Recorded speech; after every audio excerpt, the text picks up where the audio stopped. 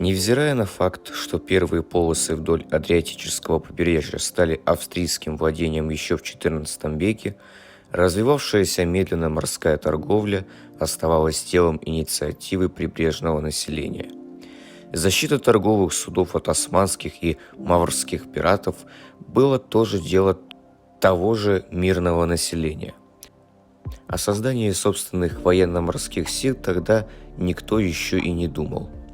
Только в ходе войн с Османской империей в XVII и XVIII веках была основана императорская Дунайская флотилия с тем, чтобы с одной стороны располагать противовесом в отношении османских военно-речных сил, а с другой, чтобы оказывать поддержку сухопутным операциям. При императоре Иосифе II были наконец созданы австрийские военно-морские силы, насчитывавшие, однако, из-за финансовых затруднений лишь немногие корабли. В результате Кампформийского мира вошли во владение Австрии не только Венеция и Далмация, а также Венецианский флот, образовавший ядро будущих военно-морских сил. В первой половине XIX века Венеция оставалась пока главной базой военно-морского флота. Ей на смену пришли впоследствии военно-морские порты, а именно Пола и Катара. Значение собственных военно-морских сил при ведении войны в целом проявилось только в морских победах Вильгельма фон Тегетхофа у островов Гельголанд и Лисса. Флот перетерпевал в последующие годы непрерывное развитие, когда лес, как строительный материал, все шире заменялся железом.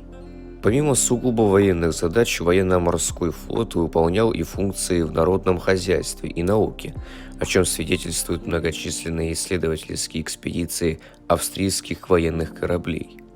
Наряду с первым кругосветным плаванием фрегата «Навара» в 1857-1859 года были предприняты путешествия в Азию, Америку, Африку, Австралию и Арктику.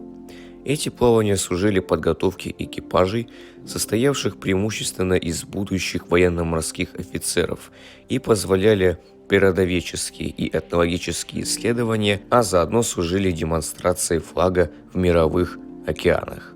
При командующих военно-морскими силами Шпаун, Монтекуколе и Хаус в конечном итоге был создан современный флот Первой мировой войны. Благодаря действенному поощрению флота со стороны престола-наследника эрцгерцога Фердинанда удалось построить многие корабли, а в 1908 году первые австрийские подводные лодки были сданы в эксплуатацию.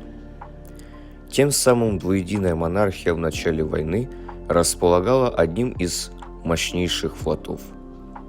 В ходе Первой мировой войны императорские и королевские военно-морские силы применялись в первую очередь для охраны Далматинского побережья. Сфера их действий ограничивалась Адриатическим морем из-за блокады, созданной союзниками около Отранто.